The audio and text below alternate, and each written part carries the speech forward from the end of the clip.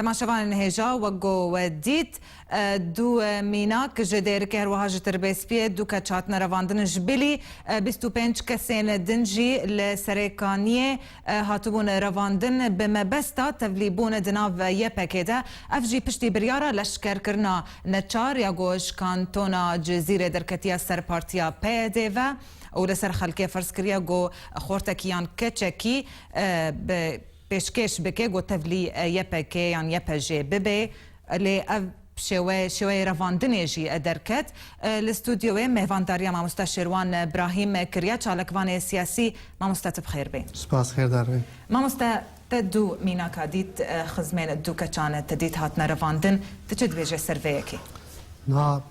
قالك علي هنا وكباوي اوريجي كود هم لزانن چاواچيه نا بگشتي وكاج داويا كاكستير جو اخوي او قالكي زررت جهني و پیمانه داوی یادو که تصرفاته ولو للجور تجربه الجور جو ام حبكي روشه ناس كن قالك جاراجي كاتش ايجو نوهاتي جوارد بيجن مراهق شرد بينن بافجونت بينن بي اهل خو تكليه بجنجي وك خورد ددن افتف جراش ورش فانه كرد او جي خورتن جنجن دعمري هفدنا او هفدو اورجانيزات كن يعني او باوردكم دور دخللك هي قالك يبهجي تايبت بشتيجو او پیمانه ناونتوی جنیف یا گود چلو شاشاد هاتیم مذکرن واجی مذکر اوه گل کی ضرره که گل کی مزن دگه نوی پیمانه و او پیمان هات بن کنترل ده سیاستا پیده هم پیده و هم جی یه پگه بن کنترل که گله کی مزن ده گلو که حتی کج اراده ویل پیمانه خودی در که افتشتی هانا ضرره که گله کی مزن دگه نه وی هف پیمانه و او بشتریان نمنتوی شعب خود گری لفان يعني اف آلين وين دزگهين وين بتشوك اف سازيه هانه يعني نگری دای پیده سازی بعد گری دای بارد کم تردمه سازی که گنجای سربخای کارت که گلک شاشتیات که بيجن گرمی مثلا چهار سرد که گرک سینور جیرور ندانین يعني براستی اف تبگرا تابت يعني یا تبگرا جوانه شورشگر اویا شاشتین اف شاشتین گلکی مزنن ضرر که گلکی مزن دگهنه رومتا يبهجي وبرخدانا او نافي جو دنيا ده مازن كريا جو جها امريكا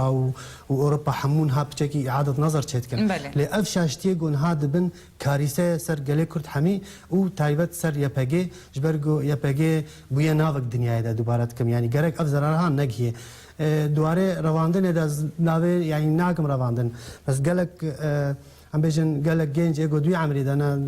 ام دوي مرحله درباس بمركي تجي او مثلا يعني كرديتي وخويني وزرارا جو تعدا جو الملت تكرون برچاوي خود بينن او گرمدي او جيتين وي گرمبونها استقلال دكن جبوي عمري نباشه زرارا كي قال كي دگين دوزا كرد يعني ها ناويجنا كرد در كتيب قهرمانيه تشتكي قال لك خوش سر بلندايه لي افتشتي هانه وي كاري تك دبي زرار دگين گركات تشتي انا وري سكناندن از يعني نبيرم باورناكم جيجو رايداري بلند يبهجي فيرنج بيربن جبرجو امذاكرنا او امزا هانه جو بيكنوي وافجي عندنا هذا قلت لسر تفدمي ده باش اجر بيد يعني خب في حجتي يعني خو خلاص كيس بيجم بيجي افا هان بسر تفدمي ده افا ها نيزيكي ريفابريه يعني افدزجه لسر بارتيه يعني افجي لسر اسايشه يعني اف تش ازبيجم تشروشي قانا هناك براسيز خازن بنقطه قال لك صار مثلا يا عسكري اجباري يجي او دكم او جي يعني يعني افقوتني كسي قانا هناك يعني يبقى ام بيجن بيدج بخو بينا مقتنع كسب بينا مقتنع وعالم جي يعني ام بيجن استخبارات عالميه الدنيا بويا قندك بتشوتشك قوام ده تشتي بدرت كوي سر فيسبوك درت كوي او هر تشتي خويا كرن كو اف سازيا حمو هيكلك بريارك او جي هزي جديه قالك جار ما تشمن هم بيجن مجلس وطني كردي كيم شغل مشاوي بقلكي كيم كار بهدور هناك برجو نجسمك نبهدور كارتك عكسي وينك آلية دي مجلس غربي كردستان يعني بهدور زو كاردك زو بيشت كوي زو او دكي هر تشتي بآلية خود دبيش برجو بيش دتشي يعني مرو دماغو تصرفاته دماغو مرو في بيجي بقوله دماغو مرو في بيجي دماغي جانبي سلبي جي ہے جبر به كي يعني خونه خابينن هشكره اف سازي حمو گريداي حوالي اشخاص هنا ايجو ابري ودبن او كسانات كونا شاشتي يعني اي بعمر بچوكو كم گو اف تفگرا هاني انجي كسن هنا دناف حمو پارتي دنيا دناف مالبات هر كي تخازي خب دي پیش خوازه خو اثبات بکه انه وام کار کر وام جواره حواله کانی وام جواره شرجوان کانی بویرنگیت کونه شاشتیا ده لی سرواره گرک سر ابسکن جهد باش شاشتیا دار داوی ده چاره سر بکن اوای بچوچ که عام بعمر تشتولو نکن تعداد گهنه ما بری بگهنه هر کسی تعداد گهنه یه پگه تعداد گهنه ناوی پیدی ضرر که گوت یعنی هر خطا کی حالو 5 ساله کار دیپلماسی جرد حتی چاره سر بکن بشتي ركفتنا دهوكي قالوا هردو آلي